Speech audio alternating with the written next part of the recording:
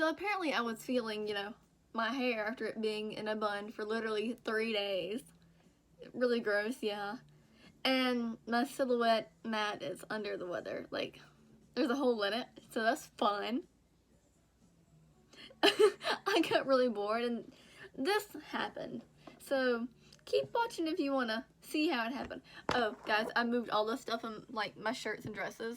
Ignore, like, the chair, the chair. But, like, I got all my shirts and dresses and pants in here, so yay.